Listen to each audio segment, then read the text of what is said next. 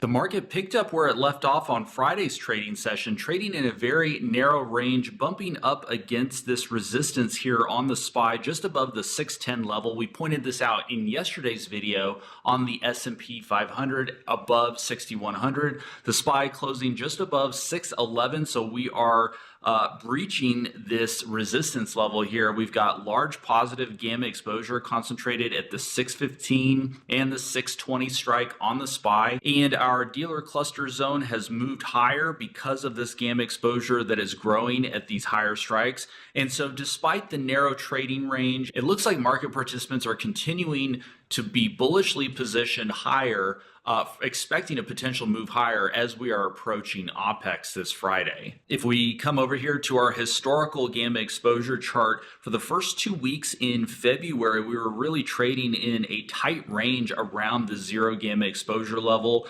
bouncing between negative and positive GEX until last week breaking out above that zone, and we have been firmly in positive gamma exposure territory for the last 4 trading sessions here. And I think this is just evidence of the continued bullish momentum that we're seeing in the gamma exposure data and in the underlying market itself. Thanks, Anthony. Yeah, the VIX expiration is coming up pre-market tomorrow, which is an interesting event. It's when all of the monthly VIX options expire. And so what tends to happen as the month goes on, we see a lot of these gamma clusters growing leading up to the expiration, and that can have certain effects on volatility. So for tomorrow morning, the biggest strikes are at 15 and at 16.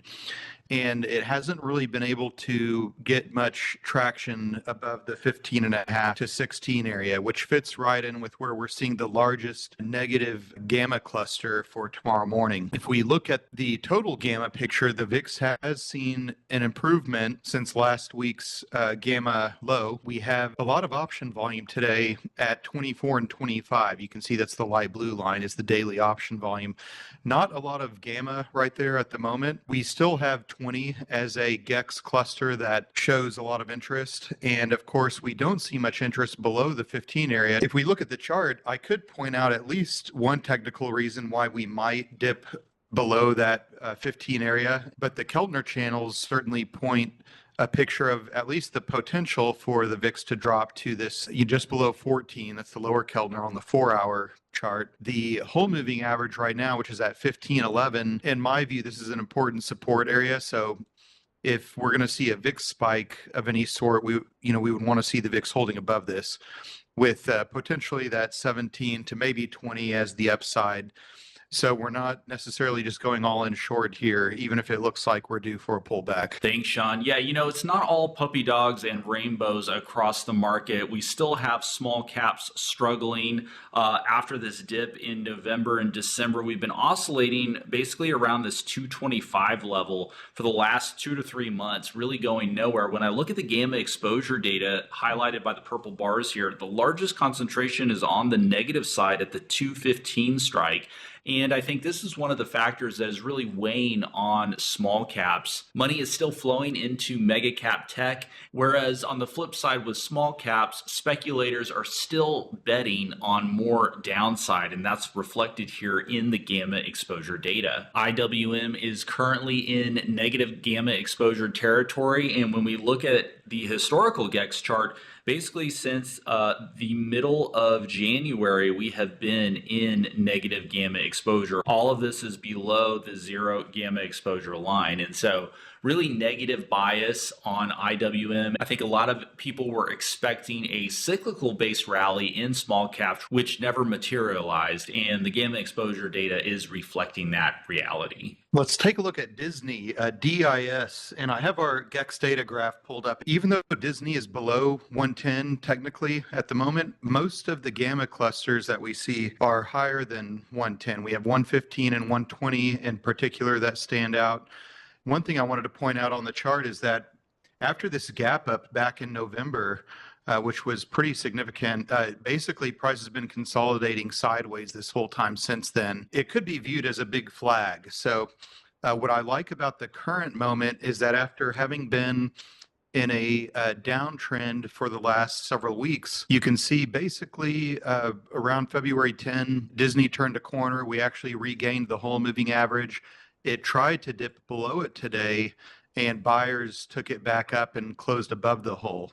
Now, that doesn't mean we can't gap down below this again tomorrow, but in general, given the gamma picture, and we have those GEX clusters at 115 and 120 in particular that I'm focused on, and we closed above the hole, looks like there's potential upside with Disney from this point. Thanks, Sean. Next, I want to take a look at Palantir. Palantir approaching the 125 level. We've got our GEX levels chart, which shows the 3 largest positive gamma exposure concentrations, as well as the 3 largest negative gamma exposure concentration levels.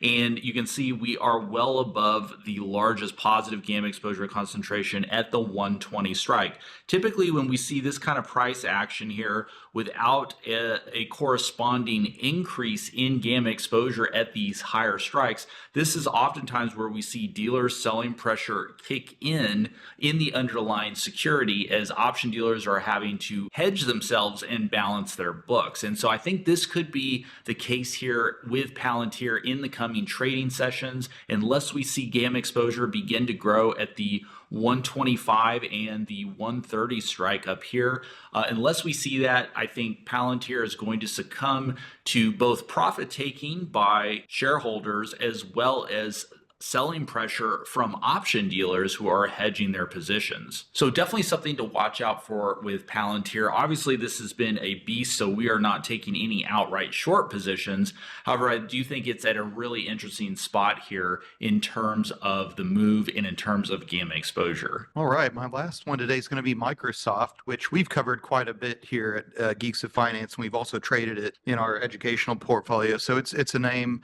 our frequent viewers will be very familiar with.